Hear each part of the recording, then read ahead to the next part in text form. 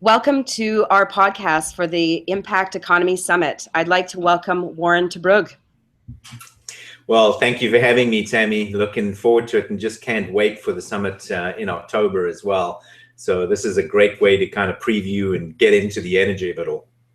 Absolutely. So I've got a little warm-up question for you, Warren. Okay. Are you concerned about the state of the world today? Absolutely. And really, I wouldn't say that I'm concerned about the state of the world today. I'm more concerned about the state of the world in what it will be in the near future because of where it is today. Okay. And do you think we can turn things around? Sorry, I missed that question there. Do you think that we can turn things around? I really do. I wrote an article at one time a while back. I asked the question. It's amazing how many responses I got. It was a blog posting to, do you think you can change the world? And it was interesting to see how people responded. But what really came through was that really any of us can change the world because it's the butterfly effect, right? There may be a bunch of people doing something, but it takes that one extra person to do it, that it suddenly becomes a movement and suddenly becomes something that is extremely impactful. So yes, I believe we can change it, and I believe that each one of us as individuals can change the world. Yes, wonderful. And how do we do that? You know, how we do that is by taking action. A lot of people do a lot of talking, and talking is really good and interesting, but that's really what it is. It's interesting. What is meaningful and what contributes is when people actually do things. And it's when people do things that are very, off the cuff and on the spur of the moment, and they just go for it and take the risk of failing. And you learn so much, and yet there's so many times that risk pays off and people's lives are affected. Mm-hmm. Wonderful. And what are some of the questions that you think we should ask ourselves? A lot of us talk about a sharing economy, and a lot of people talk about that there should be equality and, what those things are and what they should be. And yet there are so many people that are not willing to give up their ownership.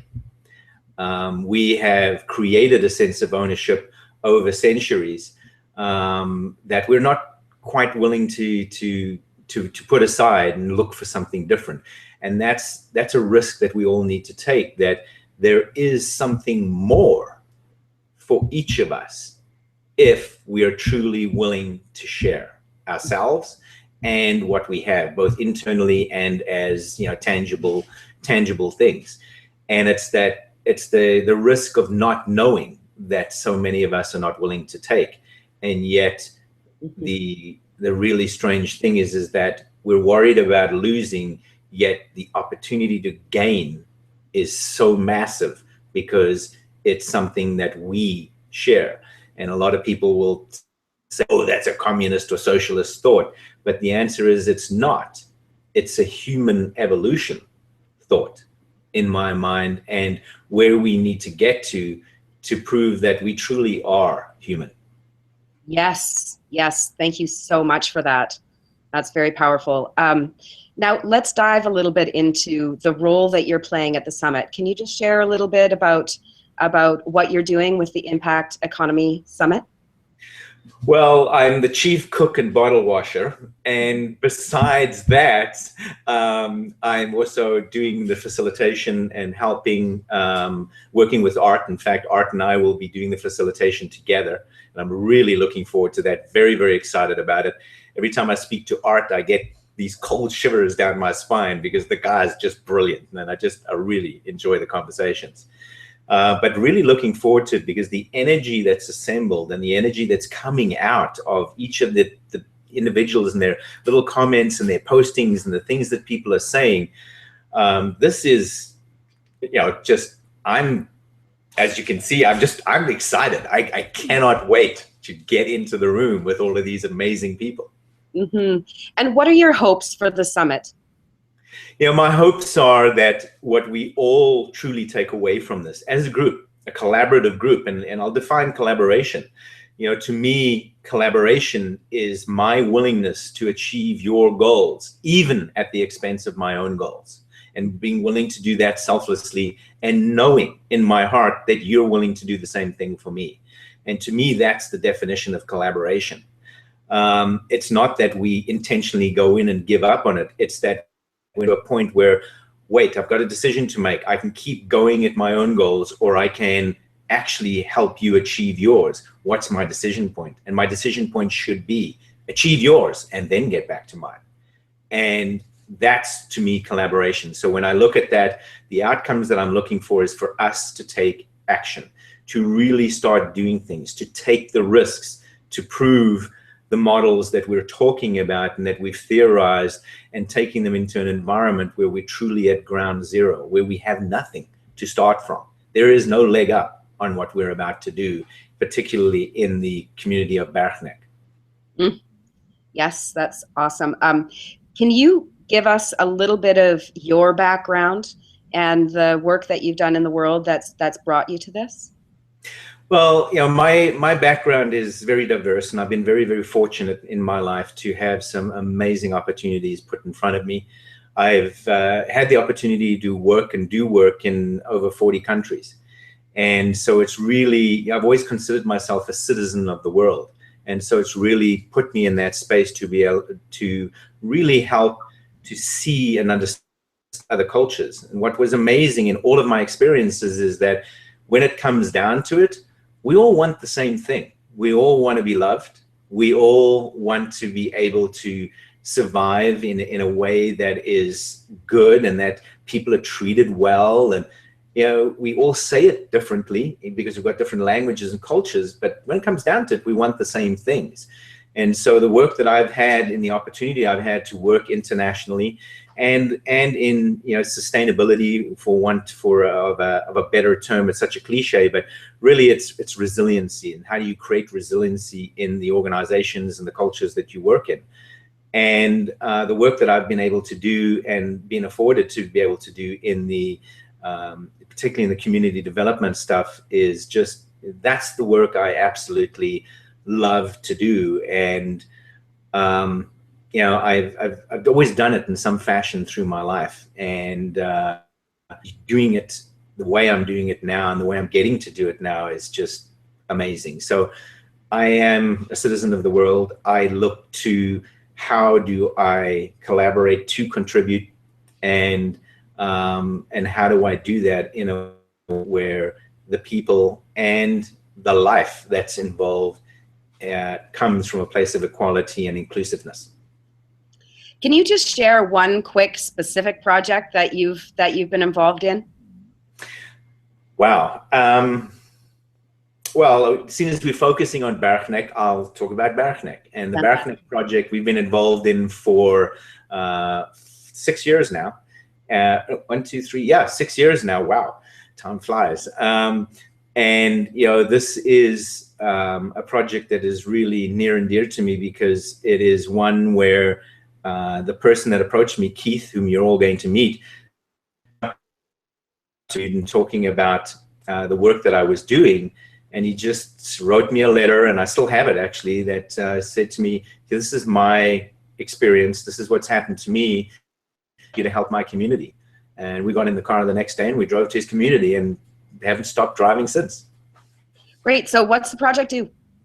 So the project is about creating value where there really isn't any value by first addressing the basic needs in the community. So we're looking at it from an education perspective, from a leadership development perspective, from looking at addressing food security needs, to water and sanitation, and then building infrastructure around healthcare and things like that. But at the same time, really empowering women to take the lead and to really make this happen.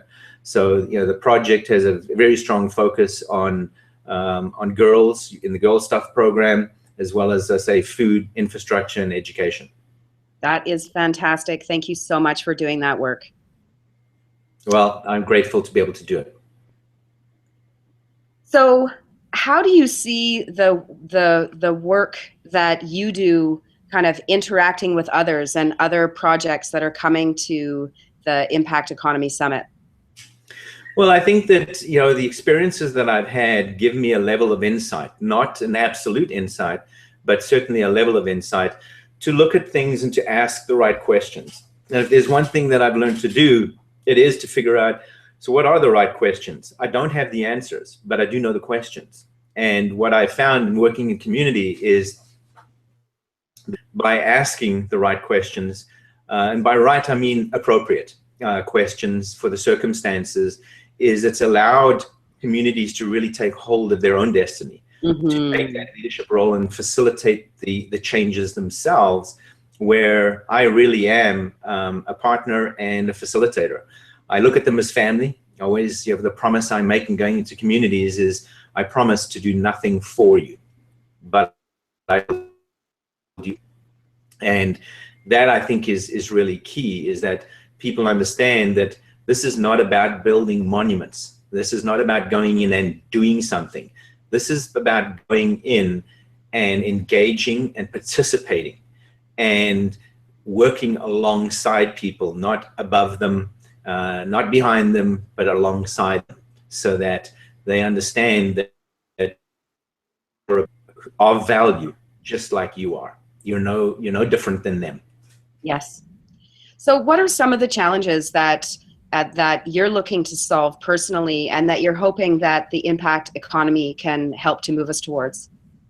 Well, one of the biggest challenges we find in communities, in particularly rural communities and in developing countries, is you don't have any leverage in terms of any value to leverage from. And so what I'm looking for is, how do we create currency from within individuals, from within a community, and that currency through its multiplicity, in other words, and how it duplicates across both the community members and other communities and connects them, creates value that is in continuous movement. In other words, it's a flow. The biggest challenge I see with our current economic system is that value is stored and therefore removed from the ability to be able to create change and to create support.